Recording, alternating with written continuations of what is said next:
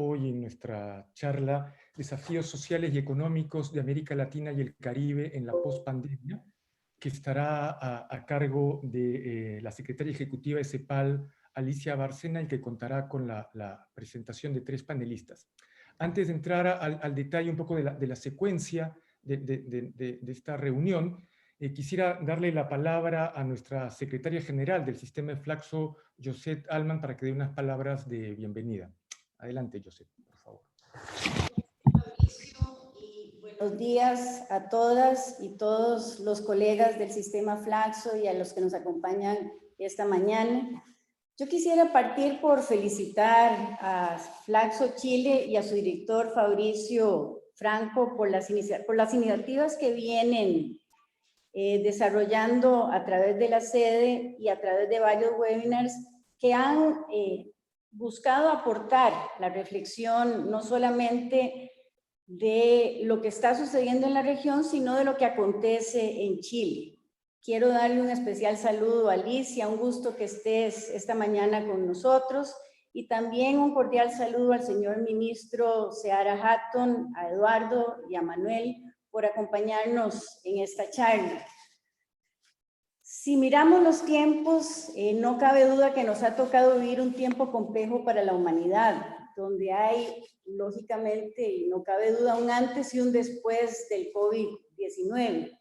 Miramos un mundo donde todo es impactante e incierto y donde no hay un solo país que no se haya visto afectado por esta pandemia y que se inicia como una catástrofe sanitaria, pero que rápidamente se expandió a una catástrofe económica y social, impactando negativamente la vida de las personas de manera multifactorial y plurinivel. Sabemos que el mundo post-pandemia será distinto. Aún no sabemos qué forma va a tener, pero tenemos la responsabilidad de aportar para que sea mejor, y estos son parte de los granitos de arena que en Flaxo estamos contribuyendo, con los que Flaxo está contribuyendo a tratar de entender esta pandemia. La COVID-19 encontró a la región en un periodo de bajas en lo económico y en lo social, pero también de mínimos históricos en la integración y en la democracia. La pandemia, vemos que requiere enfrentarse con ejercicios de poder político, pero estos deben acotarse por controles o de lo contrario la calidad de la democracia puede reducirse o puede verse comprometida. Más si miramos cómo los gobiernos que fueron electos democráticamente pre-pandemia no han podido ser capaces de resolver los grandes problemas estructurales de las sociedades latinoamericanas y que siguen generando grandes desencantos y enojos, como son la desigualdad, la pobreza y la pobreza extrema, la inseguridad, la impunidad, la corrupción, las migraciones. Y a mí me preocupa mucho este tema ahora con una nueva administración en Estados Unidos, porque ya tenemos migrantes económicos, tenemos migrantes de la violencia y tenemos migrantes del cambio climático que van a ver una posibilidad de volver a marchar hacia el norte buscando una mejor calidad de vida, y creo que esto es algo en lo que tenemos que preocuparnos porque las condiciones tampoco en Estados Unidos se van a dar para recibir estos migrantes. Y todo esto va a generar y está generando problemas de gobernabilidad, a los cuales además ahora se suma la pandemia. Es por ello que charlas como la que nos reúne hoy, esta mañana, son importantes porque nos posibilitan no solamente pensar hojas de ruta hacia dónde queremos virar América Latina para un futuro mejor para nuestra región, sino también la reflexión necesaria que acompañe lo que son políticas públicas de bienestar para el mayor número de personas. Yo les doy la bienvenida, les agradezco que nos acompañen. Fabricio, muchas gracias también por esta iniciativa de Flaxo Chile, para la Secretaría General de Flaxo, para el Sistema Flaxo. Es un gusto poder estar esta mañana con ustedes Y hemos venido a escuchar a Alicia, así que yo no quiero quitar más tiempo y muchísimas gracias. Y aquí estamos para escucharte, Alicia. Un gusto. Muchas gracias, José. Muchas gracias a todos los colegas que están conectados esta mañana. Creo que Alicia Bárcena, nuestra secretaria ejecutiva de la CEPAL, no requiere mayor presentación, pero prefiero en este caso, Alicia, no arriesgarme. Alicia tiene una larga trayectoria en diferentes organismos internacionales en temas de desarrollo sostenible, medio ambiente y participación pública. Asumió su actual cargo en el 2008 y previamente se desempeñó como secretaria general adjunta de gestión en la sede de Naciones Unidas en Nueva York y cumplió también tareas como jefa de gabinete de Kofi Annan cuando éste era secretario general de Naciones Unidas. La presentación de Alicia estará seguida por tres comentaristas, como ya lo saben ustedes. Estará con nosotros Miguel Seara Hatton, que es economista y actual ministro de Economía, Planificación y Desarrollo de la República Dominicana y profesor de Flaxo en República Dominicana. Ha sido coordinador nacional de la Oficina de Desarrollo Humano del PNUD e investigador y profesor en diversas universidades de la región. También nos acompaña Manuel Rojas Bolaños, sociólogo, profesor investigador de Flaxo Costa Rica, con una larga trayectoria en universidades latinoamericanas y también de España, especializado en sociología política, Estado y políticas sociales y en sistemas de partidos, y fue embajador de Costa Rica aquí en Chile entre el 2015 y 2018. Finalmente va a estar también como comentarista Eduardo Menz, de Flaxo Chile, que es economista, profesor investigador y es coordinador del área de formación y docencia y experto en políticas públicas y en sistemas de evaluación y monitoreo. Esa va a ser un poco la secuencia de nuestra sesión de esta mañana. Vamos a dejar a Alicia con la intervención principal para luego dar espacio a los comentarios. Adelante, Alicia, por favor. Muchísimas gracias, es un honor para mí estar con ustedes el día de hoy. Muchas gracias por la invitación, querido Fabricio y José, por la muy amable introducción. Me da muchísimo gusto compartir este panel también con el ministro Miguel Seara, que estuvo con nosotros en el periodo de sesiones, así es que espero que le resulte interesante y no muy repetitivo lo que voy a presentar. Y desde luego con Eduardo y con Manuel Rojas, un gran gusto. Así es de que si me dan por favor solo el rol de presentadora para poder compartir mi pantalla, se los voy a agradecer muchísimo porque necesito que el host me dé ese rol. No sé quién es el host allá, si fuera tan amable. Ahí está, Flaxo Soporte, vamos a ver. Ahí estamos, perfecto, excelente, buenísimo. Entonces yo simplemente pedirles si es que acaso, espero que se vea, ¿verdad? La pantalla, espero que la estén viendo. ¿Sí, Fabricio? Sí. Sí. Perfecto. Bueno, entonces lo que yo voy a hacer, espero rápidamente para dar paso, por supuesto, a los comentarios y desde luego a un debate, ¿no? Y agradecer de verdad a Flaxo, institución que admiro muchísimo y por esta gran invitación. Yo voy a abordar los desafíos sociales y económicos de América Latina en la pospandemia y el Caribe, pero refiriéndome también a un modelo que estamos elaborando aquí en CEPAL y llevándolo un poquito a la práctica. Así es de que empiezo por decirles que partimos de la base que sin duda estamos ante un verdadero cambio de época, más que una época de cambio, sin lugar a duda. Hay una crisis del multilateralismo con tensiones geopolíticas que, digamos, ojalá y se resuelvan, pero están ahí patentes, vigentes, entre China, Estados Unidos, sin lugar a duda, pero también otros países más, no economías tan grandes, pero sin duda hay tensiones geopolíticas que están ahí y basadas más en aspectos tecnológicos, comerciales, ¿verdad? Y también militares. Una nueva geografía económica, creo que el mundo se está reorganizando en una nueva geografía económica. Creo que el reshoring y el nearshoring es una realidad incluso desde antes del COVID y ahora pues muchas empresas están buscando resiliencia más que eficiencia, y desde luego nuestra gobernanza global que tiene estos enormes desafíos porque es una gobernanza relativamente débil en este momento, ¿verdad? Consejo de Seguridad, la OMC, en fin. Nuestros grandes desafíos globales, cambio climático, 9 límites planetarios ya rebasados, una pérdida de biodiversidad, la revolución tecnológica y desde luego un tema no resuelto que es el tema migratorio.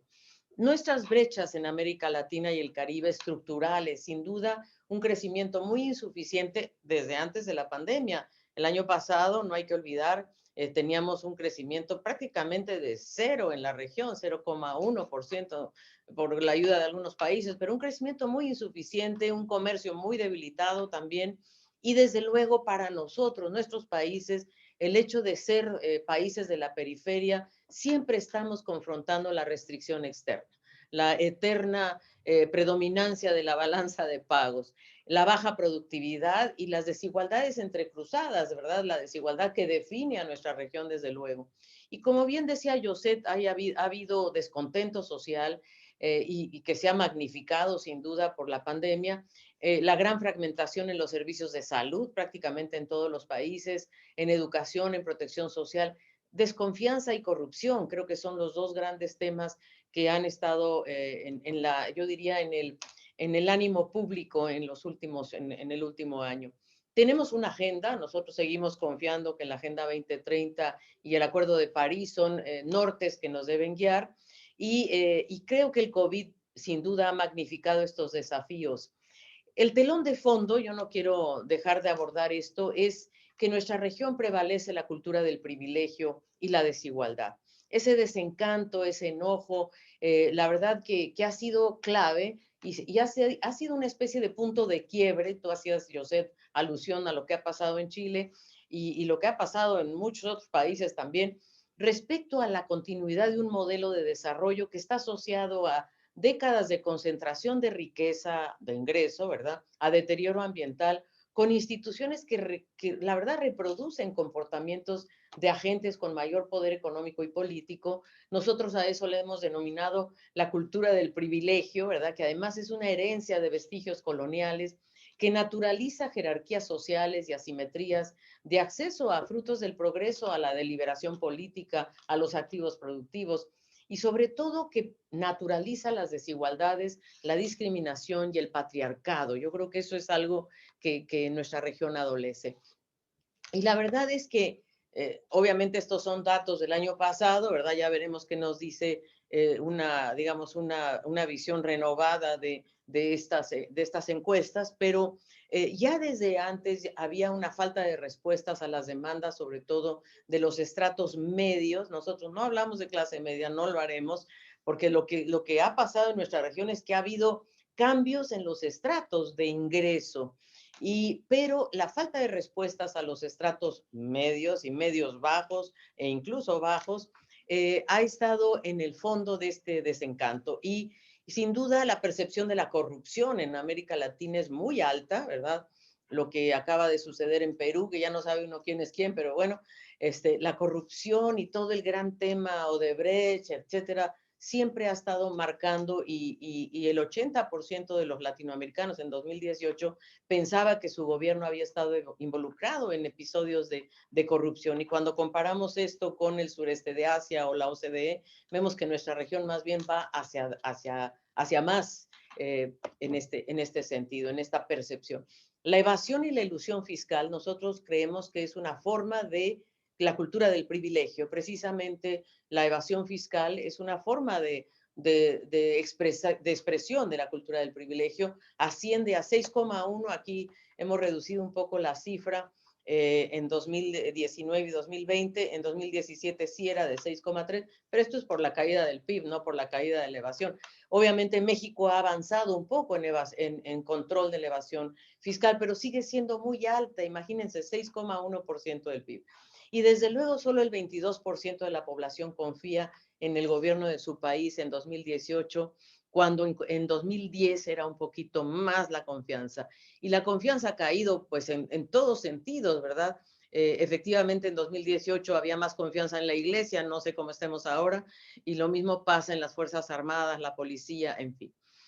Entonces, yo paso directamente a lo que en CEPAL venimos analizando en relación a la pandemia.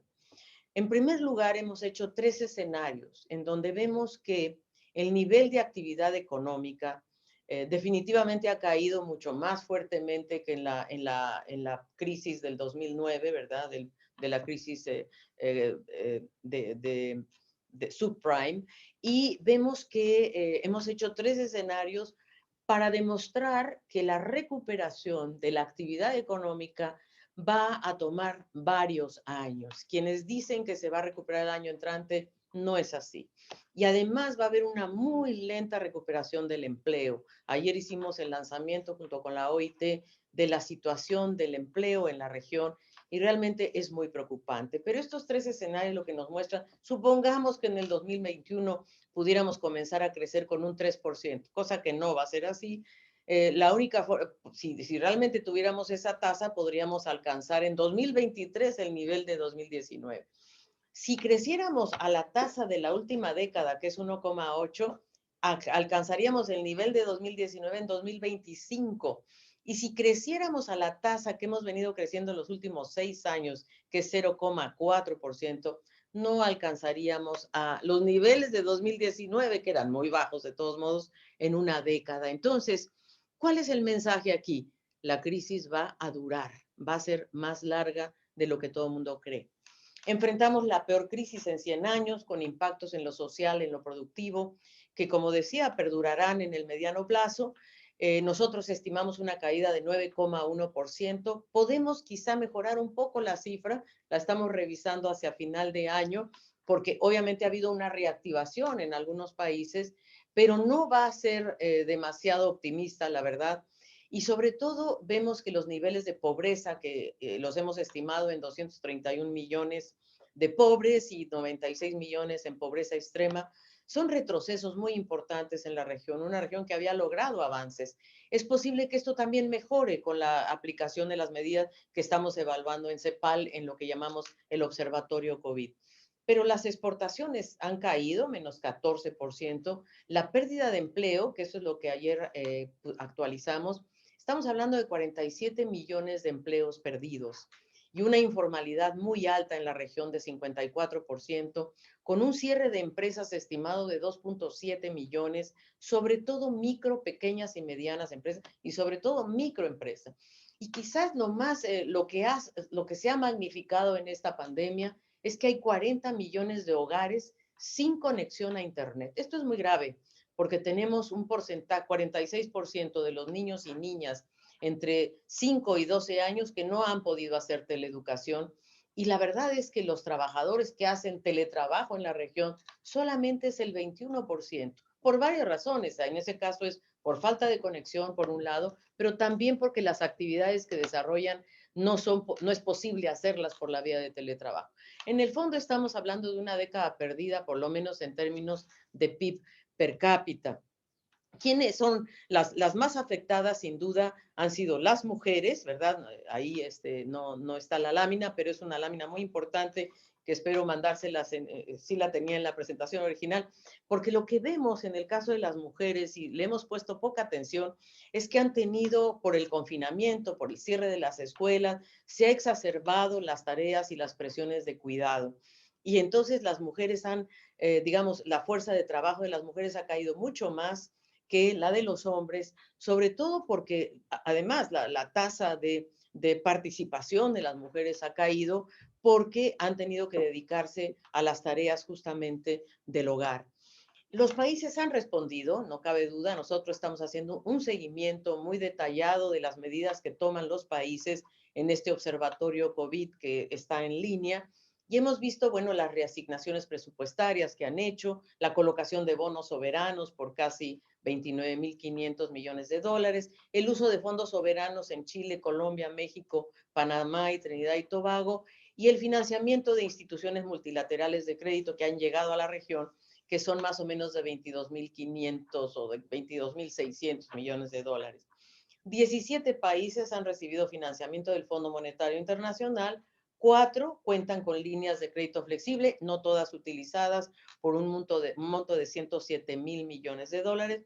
Chile cuenta con una aprobación de 23,000, Colombia 17, México. Es decir, lo que quiero decir en esta lámina es que estos son los países que tienen una macroeconomía o digamos una posición más fuerte frente a la situación que se está enfrentando, incluyendo a Perú en términos macroeconómicos de acceso a financiamiento del Fondo Monetario. Los esfuerzos que han hecho los países son importantes, 4.1% del PIB, el esfuerzo fiscal, y garantías de crédito estatal hasta del 10% del PIB. Sin embargo, si comparáramos con Europa, Europa ha, por ejemplo, hecho un esfuerzo fiscal de prácticamente 45% del PIB. Nosotros nunca vamos a llegar a eso, pero sin duda nuestras necesidades sí van a ser muy grandes.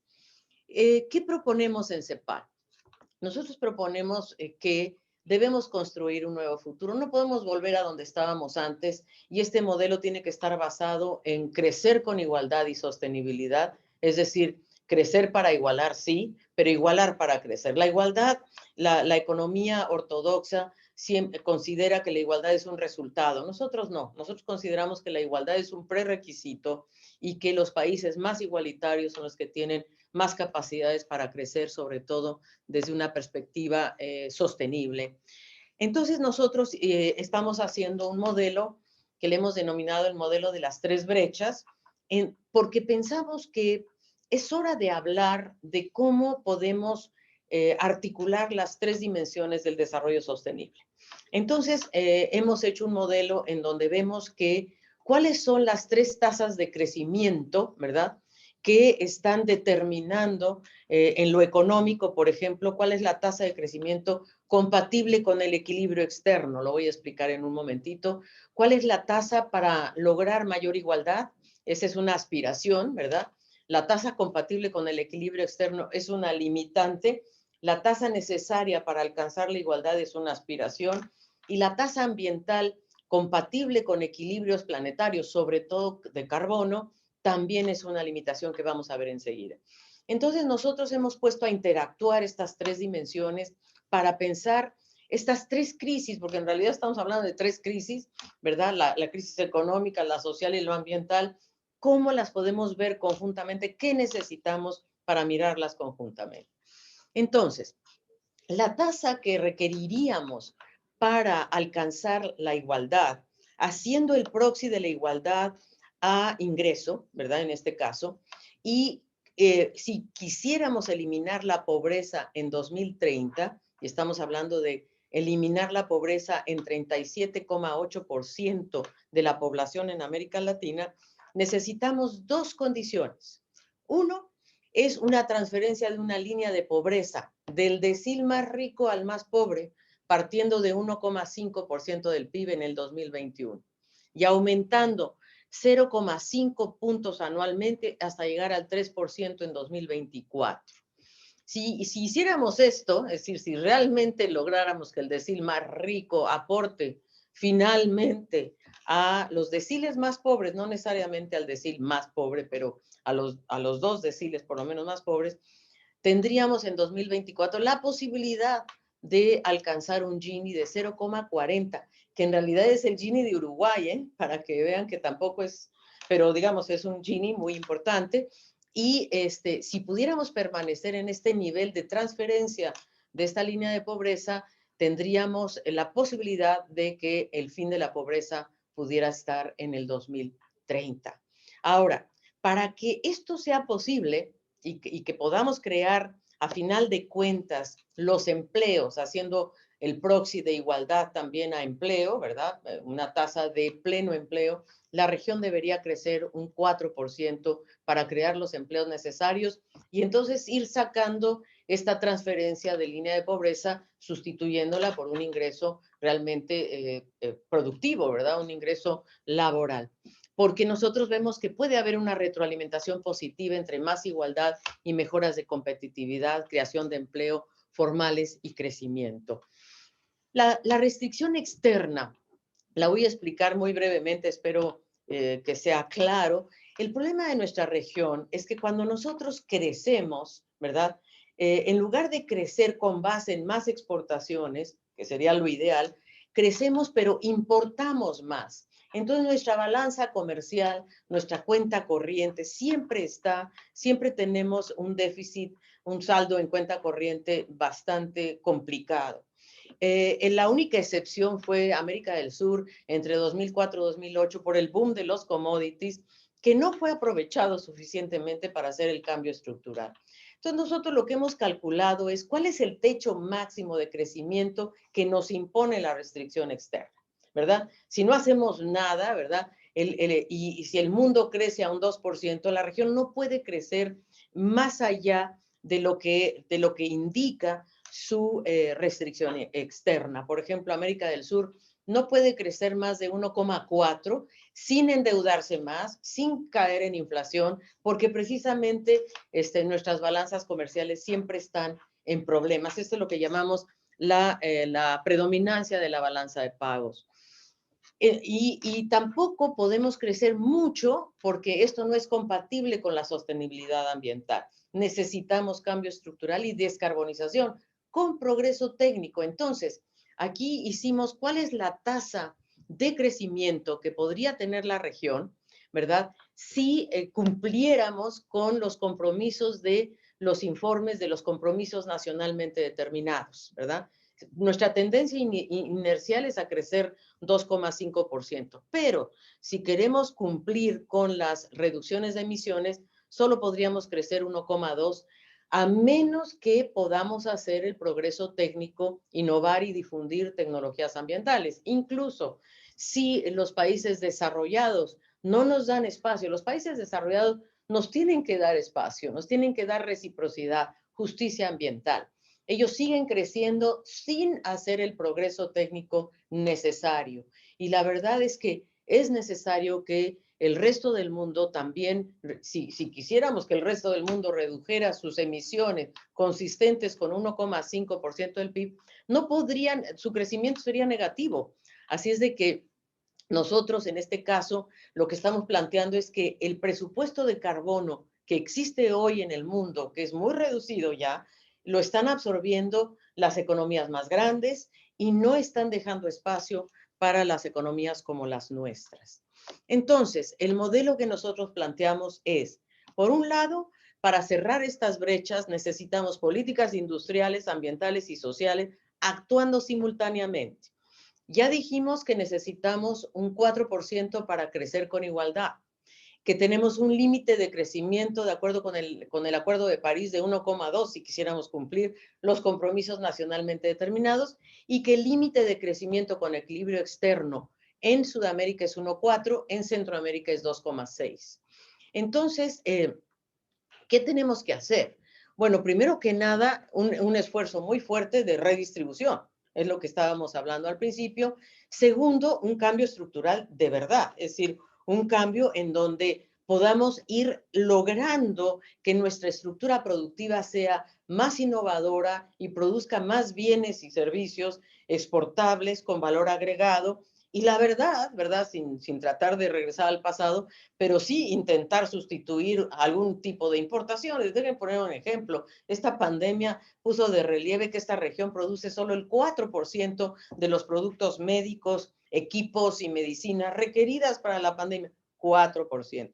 El resto lo importamos. Entonces, a lo mejor la vacuna nos da la oportunidad de reforzar nuestras estructuras productivas y ver si podemos avanzar en un cambio estructural con políticas industriales. Y sin duda la descarbonización.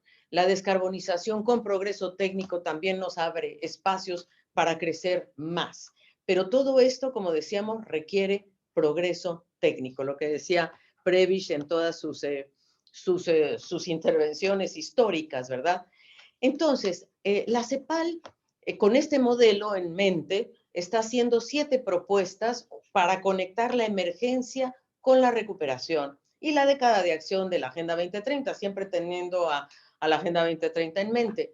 Primera propuesta, que no queda otra, y lo estamos mirando ya en Chile y en muchos lugares, extender el ingreso básico de emergencia por 12 meses, equivalente a una línea de pobreza a personas en vulnerabilidad social. Aquí hay un gran debate porque la gente está sacando sus ahorros de los fondos de pensiones, pero la realidad es que el ingreso básico de emergencia, que en algunos países se llama el IFE, en otros el IBE, etcétera, es muy importante, especialmente para las personas en vulnerabilidad social. Segundo, la ampliación de plazos, o sea, primero para sostener la demanda, ¿no? El segundo es para sostener la oferta, que es ampliar los plazos y periodos de gracia, sobre todo a las pequeñas y medianas empresas y a las microempresas. Para cada uno de estos temas hemos hecho un policy brief separado que está a su disposición si quieren analizar los numeritos ya precisos que hay detrás de cada propuesta. La tercera es una canasta básica digital para poder realmente llegar a la universalidad de la conexión. No podemos seguir teniendo una región que tiene 40 millones de hogares no conectados. Necesitamos que con 1% del PIB de inversión se le pueda otorgar un laptop, una tablet y una conexión de bajo costo. A esto le hemos llamado una canasta básica digital para todos los hogares. Cuarto, dado que la crisis va a durar más de lo esperado, vamos a requerir políticas fiscales y monetarias expansivas. Nada que la austeridad viene, no, no, no. Esto todavía va a requerir medidas y políticas fiscales y monetarias expansivas, convencionales y no convencionales. Algunas ya se han aplicado, por ejemplo, los bancos centrales han tomado medidas no convencionales de gran interés, muy interesantes, que no lo habían hecho antes. Quinto, la solidaridad internacional. No nos va a alcanzar con nuestro 4.1% de esfuerzo fiscal, pero hay dos subregiones que requieren apoyo específico. Uno es el Caribe, y ahí estamos planteando un alivio de deuda, y otro es Centroamérica, alivio de pago de intereses. Centroamérica no tiene un alto endeudamiento, pero tiene un problema de déficit fiscal impresionante, y más ahora con los huracanes que han caído en Honduras, en Guatemala, bueno, que toda la región ha estado muy afectada. Entonces, esas dos propuestas también son muy concretas. En el caso del Caribe, estamos proponiendo un alivio de 12% de la deuda total del Caribe, que es de 57,000 millones, que ayudaría a crear un fondo de resiliencia por 6,900 millones de dólares que pudiera ayudar a justamente a propiciar inversiones de adaptación, que el Caribe es muy urgente para ellos. Costa Rica ha propuesto una iniciativa muy importante que se llama FASE, que es un fondo de alivio a la economía del COVID, que consiste en un fondo de 516,000 millones de dólares que pondrían los países desarrollados para todos los demás países en vías de desarrollo, independientemente de si son o no de renta media, porque ese es uno de los grandes problemas que enfrenta nuestra región, que es considerada de renta media la mayoría de los países, y no tenemos entonces acceso a financiamiento concesional. Y la extensión del DSSI, que es una propuesta del G20, que es una iniciativa para la suspensión de deuda para los países de bajo ingreso. Ahí se está proponiendo que se extienda este DSSI a, por ejemplo, los pequeños estados insulares del Caribe. Esa es nuestra lucha, digamos, vamos a ver. Y la sexta es hacer planes de recuperación basados en inversión, empleo y sostenibilidad ambiental. Voy a hablar de eso un poco. Y por último, obviamente, la urgencia de tener pactos políticos y fiscales para que la región cambie su régimen de protección social y sea de verdad universal, progresivo y redistributivo. Y no solamente su régimen social de salud, sino también de educación, de nutrición, que son los temas muy importantes. Ahora, esta emergencia, la transición y la recuperación con sostenibilidad, pues van a requerir más financiamiento, como decíamos, política fiscal expansiva, pero ¿cómo lograr más ingresos públicos? Porque claro, todo el mundo, bueno, sobre todo los ministros de finanzas llegan y dicen, bueno, ¿y cómo financiamos esto? Primero, yo creo que hay que de verdad atacar duro a la evasión y a la elusión tributaria. Eso nos parece que es central. Estamos hablando de 6.1% del PIB. Tenemos que consolidar el impuesto a la renta a personas físicas y corporaciones. Este 1% tiene que estar al patrimonio y a la propiedad, y a orientar el gasto público a apuntalar, como decíamos, ingresos, pero también la inversión. Creemos que la inversión ha sido la gran variable de ajuste, como siempre, y es lo que soltamos primero en el gasto público. Aquí falta un tema más, que es una revisión profunda de lo que le llamamos la renuncia tributaria. La renuncia tributaria, que en nuestra región es de 3,7% del PIB normalmente, y que realmente es urgente mirarla porque son los privilegios legales que damos a empresas, a personas, etcétera, que es lo que llamamos la renuncia fiscal, que por cierto en Centroamérica incluso es mucho más alta, de 3,7. Ampliar el financiamiento para el desarrollo, esto es algo que las Naciones Unidas, el secretario general, hemos estado trabajando muchísimo con el primer ministro de Jamaica, de Canadá, y el secretario general en una iniciativa que se llama Financiamiento en tiempos de COVID, Financiamiento para el Desarrollo en tiempos de COVID. Y aquí hay dos propuestas concretas sobre la mesa, que es redistribuir liquidez, reasignación de derechos especiales de giro por 318,000 millones de dólares de los países superavitarios a los nuestros, una nueva emisión de derechos especiales de giro por 500,000 millones de dólares, lo cual aliviaría en gran medida las reservas internacionales de nuestros países, y un fondo para aliviar justamente los efectos del COVID, que es esta iniciativa FASE, que es la que propuso Costa Rica, que provee este financiamiento de largo plazo con tasas de interés bajas. Nosotros, por supuesto, hablamos del alivio de la deuda en el Caribe para crear este fondo de resiliencia, como les decía, 12% con una capitalización de 6,900 millones de dólares y 6,900 millones de dólares, y aumentar la tasa de inversión. Obviamente el Fondo Verde, hemos estado en contacto con el Green Climate Fund, que en realidad ha sido muy esquivo a invertir en economías pequeñas, y creo que estamos avanzando. Lo mismo que garantizar la participación de la banca de desarrollo, el BID, entre otros. Nuestra propuesta es muy concreta, la escuchó nuestro querido ministro Seara la vez pasada, y es irnos a ciertos sectores dinamizadores. Nosotros hemos puesto sobre la mesa 7 sectores dinamizadores. Yo ya sé que muchos dicen que no hay que pick the winners, pero yo creo que estamos ante un tema en el cual cada país tiene que seleccionar sus sectores dinamizadores que puedan realmente tener un papel estratégico en el cierre de brechas, promover el cambio técnico, generar empleo y reducir la restricción externa y la huella ambiental. Todos esos objetivos. Nosotros creemos que hay 7. La transformación de la matriz energética con base en energías renovables. Costa Rica en eso está muy avanzado. Chile va muy bien. La movilidad sostenible, esto es la electromovilidad prácticamente. La revolución digital, esto es fundamental. No solo la universalidad de estos 40 millones de hogares, incorporarlos, sino también cómo avanzamos al 5G o por lo menos al 4G, toda la región.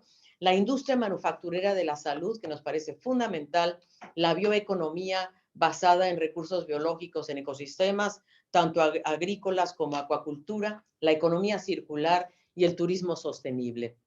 2 ejemplos muy concretos, que tenemos todo un documento hablando de cada uno de estos, pero dejen poner 2 ejemplos que pueden a la vez lograr sostenibilidad y empleo. Si nosotros descarbonizamos la matriz eléctrica, que está hoy en 12%, la energía renovable de la matriz eléctrica es 12%, y vamos hacia 40%, con un costo anual tendríamos que invertir 1.35% del PIB, y esto nos ayudaría a reducir 30% las emisiones de carbono acumuladas y puede generar 7 millones de empleos entre 2020 y 2032. Esto significa sinergias entre energía solar, eólica, geotérmica, etc. Y el segundo ejemplo es la economía circular, que es tasas de reciclaje, aumentar el número de materiales, ¿verdad? Más allá del plástico, que ya estamos en ello, sino meter a otros materiales, desarrollar actividades sobre la base de cadenas productivas locales, en ciudades, pero también regionales, y hemos visto que esto podría generar 450,000 empleos estables y aumentaría el PIB de la región en 0,35%. Tenemos todos los demás ejemplos desarrollados, pero no los quiero cansar ahora. Lo que sí quiero decir es que necesitamos una sinergia entre empresas, políticas y capacidades. Es decir, se requerirá combinar estrategias empresariales con políticas, y ahí siento que el Foro Económico Mundial, el WEF, está realmente moviéndose rápido hacia esta dirección, y creo que eso puede ser muy útil y ayer tuvimos una sesión con el Foro Económico Mundial en donde hablamos justamente de que la clave en este momento va a ser el desarrollo de capacidades humanas y empresariales para construir este nuevo futuro. Las empresas están de acuerdo, pero necesitamos sistemas nacionales de innovación, donde participen empresas, universidades, ustedes, la Flaxo, y importante transferencia de conocimiento, como puede darse, por ejemplo, en la agricultura con bajas emisiones de carbono, otras actividades vinculadas a la bioeconomía. Costa Rica es el primer país que tiene un plan nacional de bioeconomía, que lo hicieron con nosotros, además, cosa muy, muy grata, por cierto. Entonces, hay que tener esta idea de estos sinergias, de estos sectores y ver cómo podemos avanzar hacia esa dirección. La política fiscal expansiva, ya la toqué, el financiamiento a las MIPYMES con una visión de largo plazo. Creo que tenemos que tomar seriamente la regulación y el uso sostenible de recursos naturales, la minería, en fin, yo diría las actividades extractivas. Tenemos que mirarlas para que sean, además, cómo las vamos transformando en políticas productivas con gobernanza, fomento a energías renovables, reducción de subsidios a fósiles y también un poco, yo diría, nivelar la cancha en lo que se refiere a las regalías, que hay empresas que pagan unas regalías en un país y otras en otras. República Dominicana le pagan menos regalías en la extracción de plata que a Perú, por ejemplo, la misma empresa. Entonces, eso hay que revisarlo y cómo complementarlo con políticas industriales y tecnológicas. Y sobre todo esto de las regalías, hay que mirarlo regionalmente. Claro, los países quieren atraer inversión y ofrecer las mejores condiciones, pero a veces también hay que ver qué están haciendo estas empresas en otros países para ver si podemos nivelar esta cancha. Entonces, para cerrar, yo diría, estamos proponiendo 5 políticas de mediano y largo plazo: la fiscal, una social muy potente, una ambiental, ¿verdad?, industriales y la integración. Son todas estas políticas, bueno, las hemos detallado, pero nos parece que son 5 claves. Como decía, bueno, las mujeres, esta es la que se me quedó por ahí rezagada, ¿verdad?, que son las que más están sufriendo, y los jóvenes. Esto preocupa muchísimo porque los jóvenes verdaderamente están... A ver, la pandemia ha impactado a los adultos y a los adultos mayores en términos de salud y a los de enfermedades preexistentes, pero en el mercado laboral los más impactados son los jóvenes, porque la caída del empleo fue de 7,8 puntos porcentuales con respecto al segundo trimestre de 2019. Así es de que los jóvenes verdaderamente están en un problema bastante severo. Y en lo fiscal, bueno, ya hablamos, lo que tenemos que construir es un puente entre el corto y el largo plazo, ¿verdad? La progresividad tiene que aumentar, la evasión para afuera y aprovechar fuentes de financiamiento que existen hoy día para movernos hacia estos procesos de inversión. Y la parte internacional, que esa es la que nosotros estamos empujando muy fuerte, que son esta coordinación de políticas en el espacio regional, que lamentablemente en nuestra región no tiene una sola voz, debería tenerla. Por primera vez, y yo quiero congratular a los gobiernos de nuestra región que firmaron una declaración política en el ámbito de CEPAL, los 33 países, y los 33 países participaron más allá de sus diferencias ideológicas, lo cual es urgente para lograr una mayor armonización de política. Nosotros deberíamos negociar regionalmente una excepción o dispensa climática y de salud que nos exima de cuestionamientos ante la OMC por ciertas medidas para enfrentar el cambio climático y lograr la flexibilización de los derechos de propiedad en sectores como los fármacos y las tecnologías digitales básicas y las ambientales. Eso me parece que podría ser un gran despliegue de nuestra región, y ahí México, a cargo de CELAC, digamos, está en esta dirección de lograr esta flexibilización en ciencia y tecnología. Sin duda, mejorar la arquitectura financiera internacional y un acuerdo ambiental que todos conocemos y que queremos llegar. Pero todo esto va a requerir consensos, construcción de políticas, el papel del Estado, que hoy por hoy es muy importante, cómo recuperamos la política como instrumento de cambio y cómo nos vamos acercando a pactos, ¿verdad?, que nos permitan construir un estado de bienestar. Chile ha dado un gran paso. Yo de verdad me siento privilegiada de estar en Chile en este momento crucial de su historia, donde van a construir y está hablándose de un nuevo pacto, que es la Constitución, pero eso va a requerir de grandes liderazgos para que los actores estén en la mesa, para que haya coaliciones sociales, políticas y empresariales que aseguren continuidad y sobre todo la juventud y las mujeres. Creo que ambos tienen un papel central Las mujeres, que son las encargadas de la economía del cuidado, y en esta pandemia lo que más necesitamos es eso, pero que sea remunerado, que sea justo y que no estén expuestas a la violencia intrafamiliar como está sucediendo ahora, y los jóvenes con sus demandas de justicia intergeneracional. Con esto yo concluyo, queridos amigos, muchísimas gracias por su atención y por supuesto quedo a su entera disposición para todas las preguntas, cuestionamientos de esta propuesta audaz que está haciendo la CEPAL. Muchísimas gracias. Muchísimas gracias, Alicia. Realmente excelente. Muchas gracias. Le pasamos la palabra al ministro Seara Hatun para unos comentarios. No lo veo en pantalla, pero...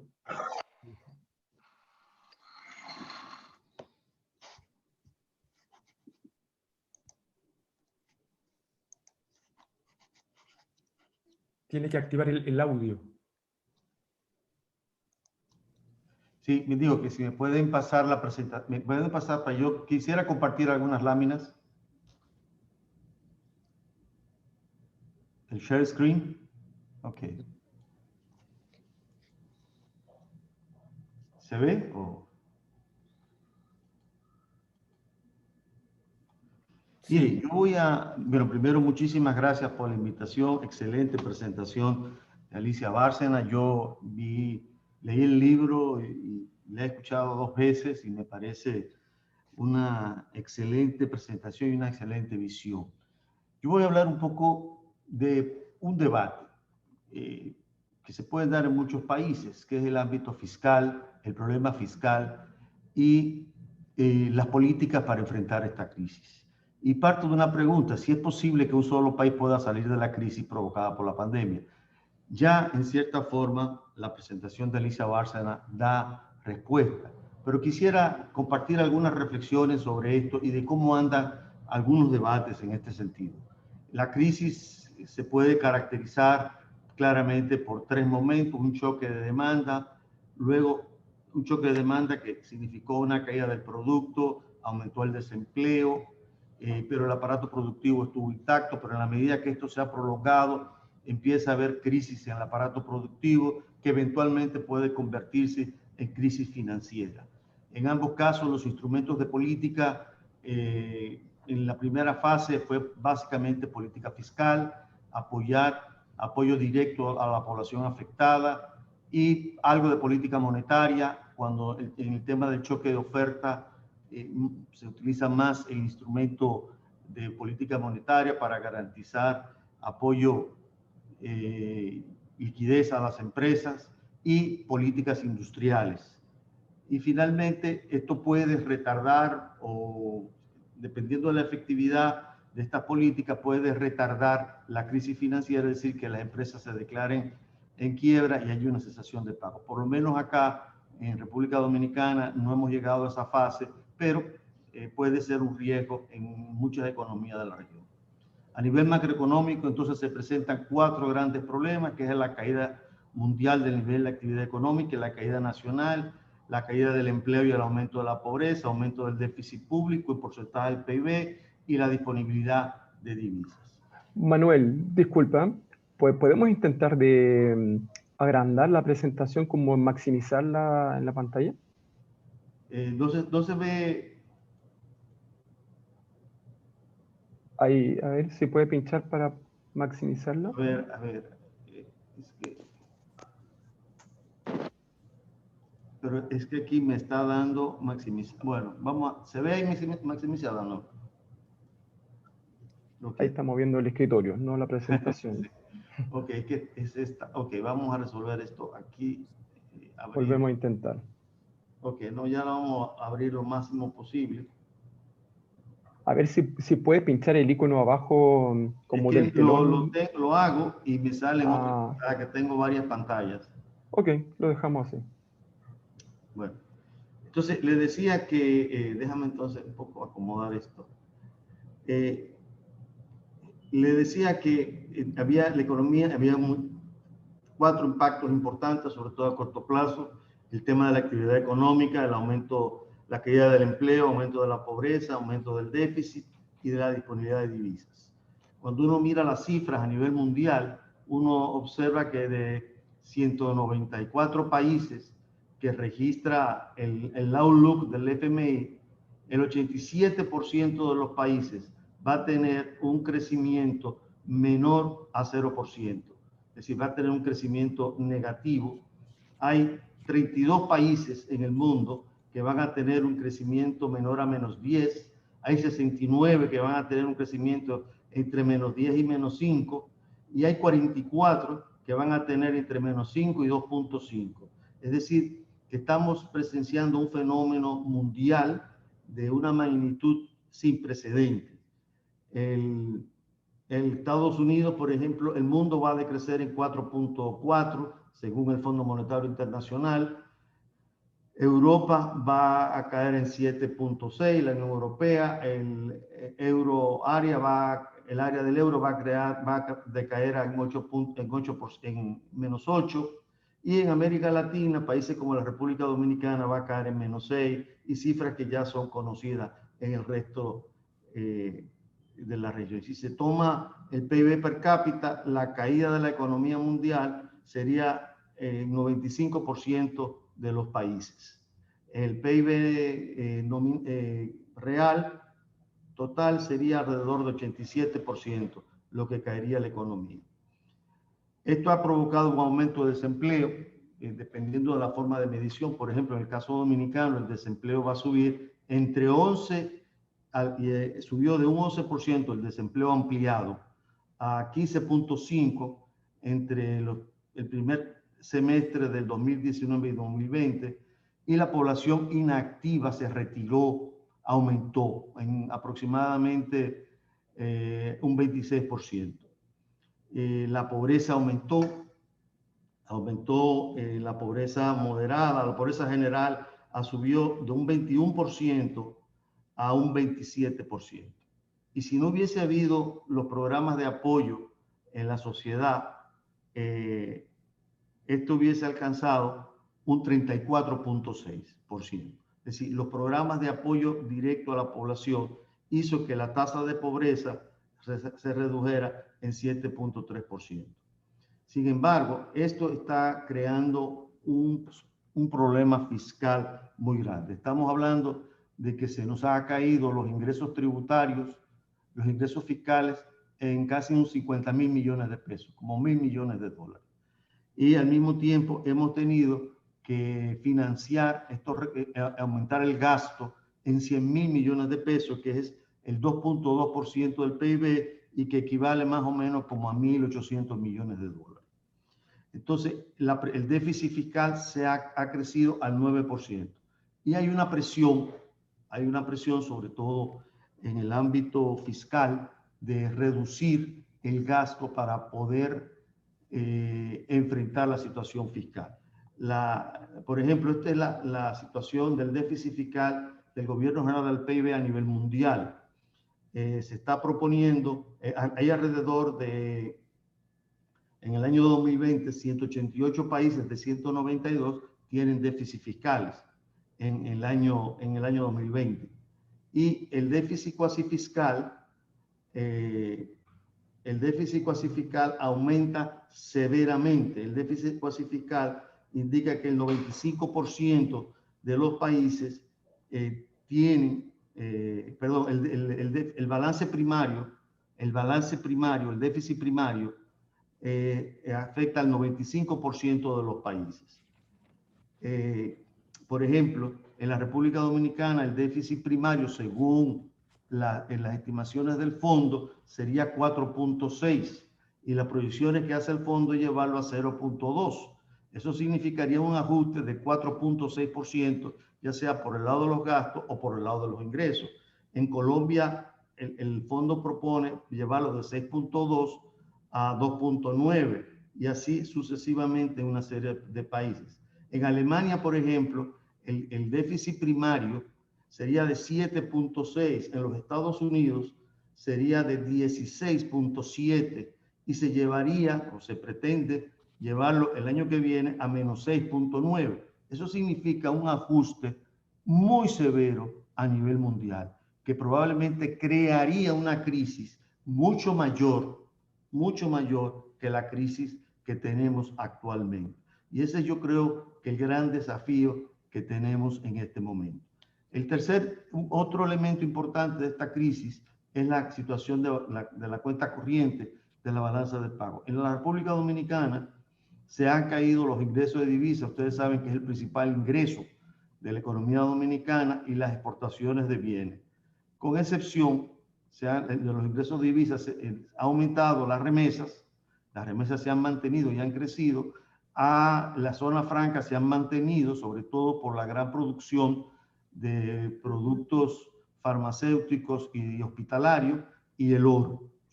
Tenemos la tercera mina de oro más importante del mundo. Caen las importaciones por efecto del producto, y eso ha mantenido el equilibrio de la cuenta corriente del país. Como ha habido una mayor estabilidad en el ámbito institucional y ha habido un flujo de préstamos importantes este año, las reservas aumentaron y el tipo de cambio ha permanecido relativamente estable. Todo esto nos lleva a una situación de vulnerabilidad y de presión cada vez más grande, ¿no?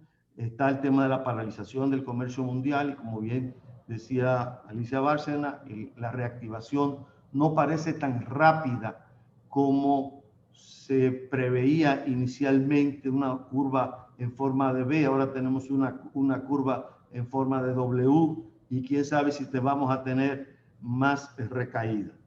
Pero indudablemente tenemos una fuerte amenaza, ¿no? en la situación fiscal, en la situación cambiaria y de divisa. Debo decir que esta economía ha crecido históricamente por encima del 5%, desde el año de 1950 hasta la actualidad.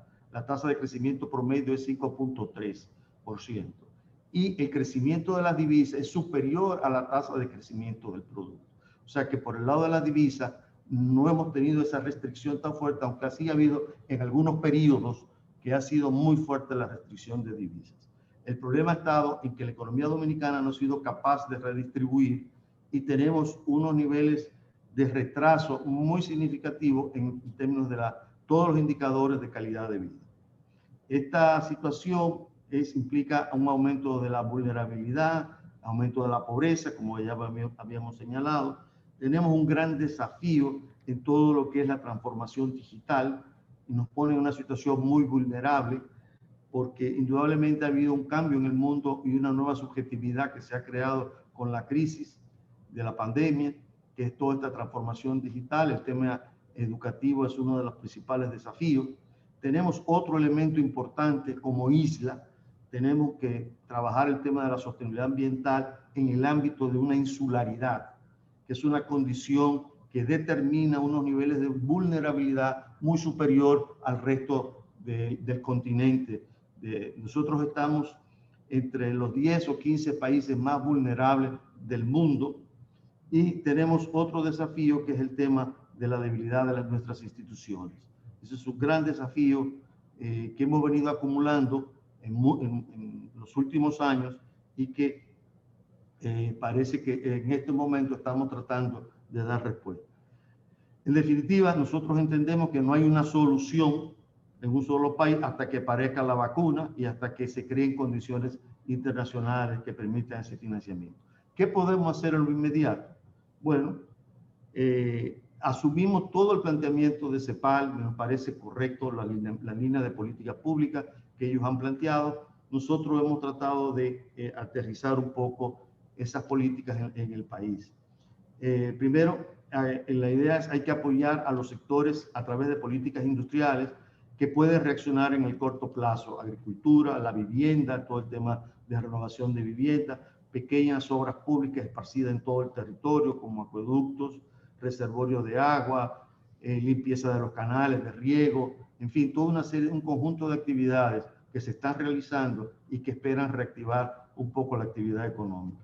Hay que sostener en la medida de lo posible a los hoteles y al sector turístico. Se ha hecho un gran esfuerzo, por ejemplo, se está dando un subsidio, se está dando un seguro a todos los visitantes del país si acaso se infecta de COVID. Aquí está bastante controlado el tema de COVID. Afortunadamente hay una política bastante efectiva en ese sentido, pero el mundo no está en este momento haciendo turismo y, como saben, es el sector que más tarde va a reaccionar. Apoyar la zona franca, en especial los productos hospitalarios y medicinas, que es un sector muy dinámico actualmente en la economía dominicana. Fortalecer la minería respetuosa del medio ambiente insular. Aquí la condición de insularidad es muy importante. Desarrollar nuevas actividades productivas basadas en políticas sectoriales o políticas industriales que generen empleo, divisas y que estén esparcidas en el territorio. El tema de fortalecer la institucionalidad es uno de nuestros grandes desafíos, que implica mejorar los arreglos institucionales para la competitividad y la gobernanza a través de acuerdos en el sector eléctrico, donde tenemos un grave problema, y mejorar el funcionamiento y la eficiencia del Estado. Mantener un estado de emergencia y el toque de queda en el corto plazo para evitar un segundo rebrote, y un pacto fiscal e institucional que nos permita reacomodarnos y poder aprovechar las oportunidades de crecimiento que había tenido la República Dominicana. Ese es un poco los desafíos que tenemos en este corto plazo. El gran debate es si podemos resistir la presión en el ámbito fiscal para sostener estos casi 1.700 millones de dólares que cuesta la política de apoyo a la población frente al COVID. Muchas gracias. Muchas gracias, ministro Seara Hatton. Ahora, por favor, Eduardo Menz. Bueno, muy buenas tardes. Muchas gracias, Fabricio. En primer lugar, deseo enviar un especial saludo a nuestra panelista principal, señora Alicia Bárcena, secretaria ejecutiva de CEPAL, a la doctora Josette Altman, secretaria general de Flaxo, y a los comentaristas y profesores de Flaxo, señor Miguel Seara, además ministro de Economía, Planificación y Desarrollo de la República Dominicana, y al señor Manuel Rojas, así como a todos nuestros amigos y amigas que nos siguen a través de los diversos canales. Agradezco a Flaxo y a CEPAL por el desarrollo de esta importante iniciativa y por invitarme a participar de este evento para reflexionar sobre los efectos que ha dejado la pandemia y las políticas transformadoras de la región. Primero que todo, deseo destacar el sentido que tiene el informe de CEPAL, construir un nuevo futuro, una recuperación transformadora con igualdad y sostenibilidad, en donde se compatibilizan las variables de crecimiento, reducción de las desigualdades y mejora a la sostenibilidad ambiental en la región. Lo anterior a través de propuestas de recuperación del bienestar inclusivas y con transformaciones productivas que consideren el cambio tecnológico y la sostenibilidad del medio ambiente. Todo ello como una respuesta a las 3 crisis estructurales del modelo de desarrollo de la economía mundial y en particular de América Latina y el Caribe, agudizadas por la pandemia del COVID-19 y que han estado referidas a, en primer lugar, el lento crecimiento de las economías y del comercio al interior de la región. En segundo lugar, la persistencia de la desigualdad como una barrera al desarrollo.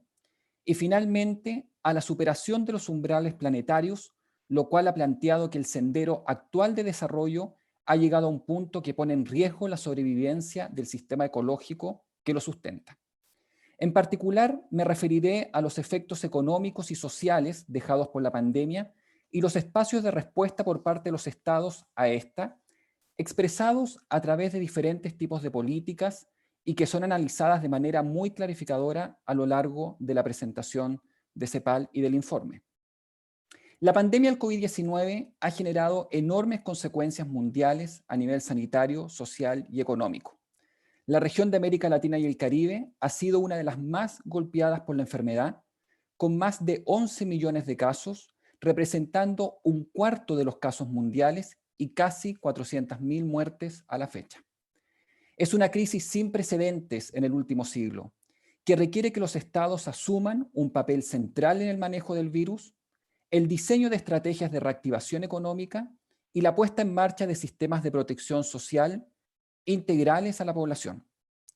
Los efectos de la pandemia han repercutido en un estancamiento severo de la actividad económica de los diversos países, debido, entre otros aspectos, a la suspensión o detrimento de las cadenas de suministro de los productos, la disminución en la producción de las principales economías y el deterioro en los precios de las materias primas, todo derivado principalmente de las medidas de confinamiento y restricciones de desplazamiento expresadas en sectores tan estratégicos para la región como lo son el comercio, el turismo, los hoteles, los restaurantes, el transporte, los servicios empresariales y los servicios sociales, que en su conjunto representan un 64% del empleo formal en la región. Todo lo anterior ha contribuido al peor desplome bursátil en más de 3 décadas y una fuerte devaluación de las monedas en América Latina frente al dólar. No obstante ciertos índices de recuperación en algunas economías en el último tiempo al interior de la región, la pandemia ha dejado en evidencia los graves problemas estructurales que caracterizan a América Latina y al Caribe y que también han sido expresados por la Secretaria Ejecutiva. Entre ellos, el incremento importante del índice de Gini en una región que ya era la más desigual del mundo, graves problemas de acceso de la población económicamente activa a la protección laboral, a salud y pensiones, exclusión y discriminación en el mercado laboral, especialmente entre los jóvenes y las mujeres, una segregación aún más marcada en las principales ciudades, hacinamiento y densidad poblacional, baja infraestructura hospitalaria, mayor riesgo de muerte para personas más vulnerables, lo que nos lleva también a reflexionar sobre la importancia de los determinantes sociales de la salud, y el aumento de las graves desigualdades de género que han afectado especialmente a las mujeres. Esto en un contexto de previos escenarios sociales muy complejos en diversos países previos a la pandemia, marcado por movimientos sociales y un malestar generalizado. La crisis significaría una caída aproximada de 4,4% en el Producto Interno Bruto a nivel mundial, de acuerdo a las estimaciones del Fondo Monetario Internacional entregadas en el mes de octubre pasado, dejando al menos 1/3 del empleo mundial destruido, una fuerte caída en los precios de materias primas como el cobre y el petróleo, y una marcada disminución en las cifras del comercio internacional, como se ha dicho. Esto significaría un gran impacto económico y social para naciones emergentes y economías como las latinoamericanas, las cuales no cuentan con los recursos necesarios para hacer frente a las crecientes demandas y prestaciones que esta crisis ha generado, requiriendo de una ayuda internacional coordinada desde los organismos financieros internacionales, otras instituciones y los acreedores bilaterales. En América Latina y el Caribe, la crisis se presentó en un contexto de debilidad económica, además acarreado desde el año 2013. No olvidemos que la región venía de 7 años de bajo crecimiento, con tasas crecientes de pobreza, pobreza extrema y desigualdad, sumado además al peor desempeño de la inversión desde la década perdida, con una importante caída de la productividad relativa respecto al resto del mundo, en especial en la productividad laboral. La gran mayoría de los países de la región muestran caídas en sus productos internos brutos y deterioro de otros índices macroeconómicos, tales como el decrecimiento en la inversión y la situación de aumento en las cifras de desempleo. El Fondo Monetario Internacional indicó que América Latina tendrá una caída de su Producto Interno Bruto de 8,1 puntos porcentuales este año 2020 debido al impacto de la pandemia, llevando aquello a graves cifras económicas y sociales como el aumento en las cifras de pobreza a un 37,3% de la población y entre estas personas el aumento de la pobreza extrema a un 15,5% de la población. El COVID-19 ha significado una acelerada reducción del comercio internacional, de la inversión, de los servicios turísticos, especialmente en América Central y el Caribe, como recién nos decía el ministro, y del precio en las materias primas, situación agravada en América del Sur y México, el empeoramiento en general de las condiciones financieras y un aumento muy importante en las cifras de desempleo, pobreza y desigualdad, como se ha dicho. Estos elementos ocurren además en un contexto de alta vulnerabilidad en la cual vive una parte importante de la población de América Latina y el Caribe, marcada por líneas de pobreza poco definidas, un gran número de trabajadores que se encuentran en economía informal, personas en situación migratoria irregular, problemas de registro social para la asignación de beneficios y deficiencias en los sistemas de protección social, evidenciados en la carencia en la cobertura de seguros de salud, en prestaciones de sustitución de ingresos y en prestaciones de desempleo. En particular, en América del Sur, la caída promedio del PIB será de al menos 8 puntos porcentuales, destacando, según el Fondo Monetario Internacional, la caída en economías tan importantes como son la de Brasil, con menos 5,8 puntos, Argentina, menos 11 puntos, Ecuador, menos 11 puntos, Colombia, menos 8 puntos, y el caso de Chile con menos 6 puntos, entre otros países. Desde el punto de vista sanitario, nos encontramos en una subregión, América del Sur, en la que se ubican 4 de los 12 países con mayores tasas de contagio a nivel mundial, como es el caso de Brasil, Argentina, Colombia y Perú. Estos acontecimientos requieren un actuar rápido para evitar el paso desde una recesión a una depresión económica mayor y a una profundización de la crisis en los países más pobres. Las dificultades sanitarias y económicas no solo han evidenciado crudamente las desigualdades históricas existentes, sino que también han mostrado más claramente otras desigualdades relacionadas con aspectos vinculados a la economía digital, como lo es el acceso a las tecnologías de la información y la comunicación, posibilidades reales de aislamiento y de acceso a teletrabajo, entre otros elementos. Lo anterior ocurre además en un contexto de países que presentan espacios fiscales acotados debido a sus niveles de déficit fiscales y deuda pública previos, los cuales se han acrecentado a medida que la actividad económica se ha detenido. Lo anterior demanda de los estados de América Latina y el Caribe respuestas muy importantes frente a la pandemia mediante el desarrollo de diversas políticas. Desde el punto de vista sanitario, el financiamiento para la generación y provisión de vacunas o tratamientos frente a la enfermedad, una vez que existan, medidas para evitar la propagación del virus, provisión de insumos críticos y gestión